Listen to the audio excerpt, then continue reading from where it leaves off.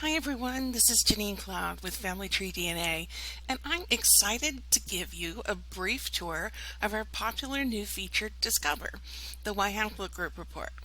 Now, anyone with a Y haplogroup can use this report to find out more about that haplogroup. Now, you can go to Discover at FamilyTreeDNA.com, discover.familytreedna.com, and enter the haplogroup there. So for example here, and it gives you the report. Or if you're already a customer, simply sign into your kit and click on the Discover Haplogroup Reports button, and it'll take you right to your SNP, the SNP that represents your haplogroup. Now there's a lot to see, so we'll just do a quick overview. This gives you information about the SNP, what the lineage is, how many people have tested, and that kind of thing. And you can see the time, the timeline at the bottom. And then you can see the country frequency. Currently there are only 2 testers with the SNP, both in the United States. And then one of the fun things about this is we have notable connections that are not necessarily directly related, but they do share a common ancestor at some point.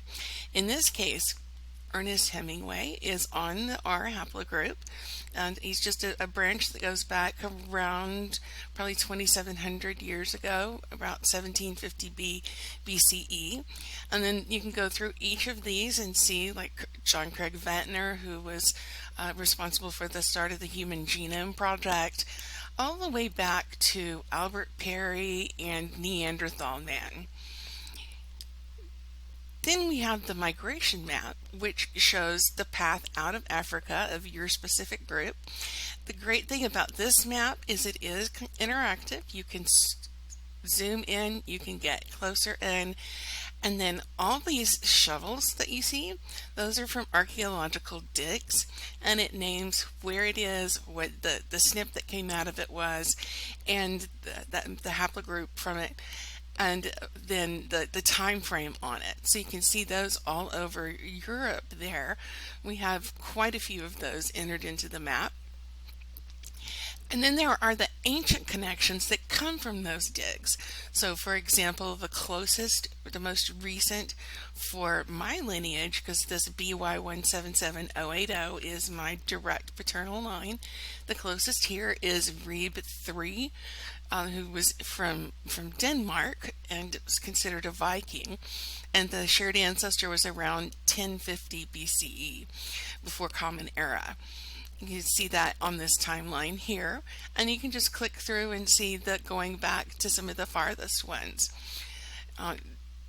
Then we have one of the most useful parts of it is the time tree.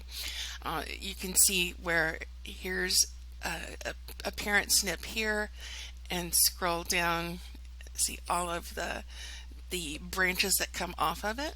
So the orange one here is my haplogroup, so you can see how it goes back to here. The interesting thing I want to point out here that is going to help you in your research, for example, this top one right here with the German flag, this tester is a match to my paternal line at 111 markers. And when I say a match, he's an exact match at 111 markers. And yet, there he is all the way up there on that branch, several branches up. So we know that time is a good distance back. Now there are some display options here if you want to make that tighter so you can see everybody more closely or get a good screenshot. You can squinch it up here. If there are any ancient connections on there, notable connections, and then the confidence bar, if you notice these blue dotted lines across here, that's the range of confidence at the beginning and the end of the range. The date that's given here, for example, on BY157409, that estimated TMRCA, or time to most recent common ancestor, is 1732, and that's with this confidence range here. Now if you don't want to see that, you can take that off. I like to have it because it gives me an idea of, what kind of flexibility there is in that date. And then you can easily reset everything just like that. If you want to go full screen, you can go full screen. And to exit full screen, you just go back here.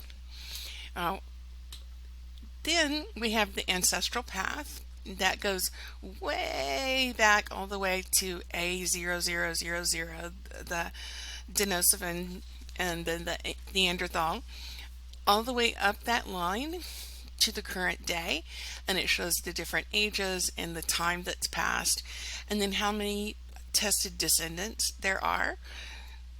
So for example, under RU106, which is a really large branch under the R1b haplogroup, there are 19,244 tested descendants, and there are some 155 ancient connections there. So there's a lot of good information here, and if you want to copy the breadcrumb path that goes down the line here, you can just click here and put it anywhere you need to.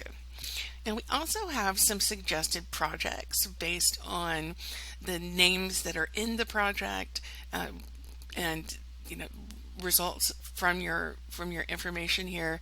So like R1b and all subclades, RU106 because this haplogroup is below 106. And then finally, here's the really interesting stuff, to me anyway. This is the scientific information on the age estimate. You can see the variants that are involved, and then you can see the time chart with those with the reference frames there as well. On this particular one, they got really close on my paternal line. My uncle and my brother tested, and my grandfather was born in 1888. Now the mean estimate for the time to most recent common ancestor is 1888. So that was pretty close.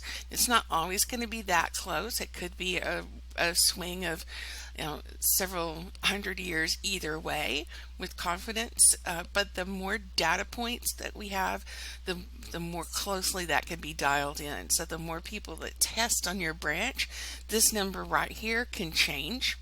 On this one, it probably won't because that's actually what it is. But say if this were off by 100 years, then the more people that test to help dial that in, the closer that would be.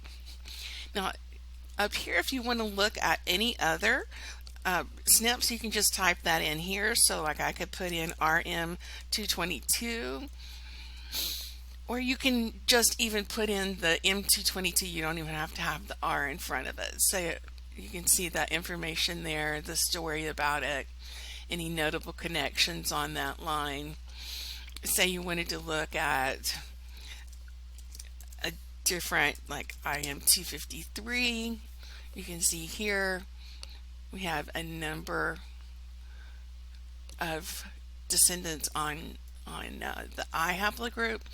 So it's fascinating. You can go through and do whatever SNPs that you want. You can look at whichever ones you want. But the things that are going to be the most useful for you for your genealogy are going to be the time tree, which gives you all of that good information and a visual. And then the details on that with your information on the TMRCA. Okay. And of course, if you have questions, you can simply contact FamilyTreeDNA customer service, and one of our specialists will be happy to assist you.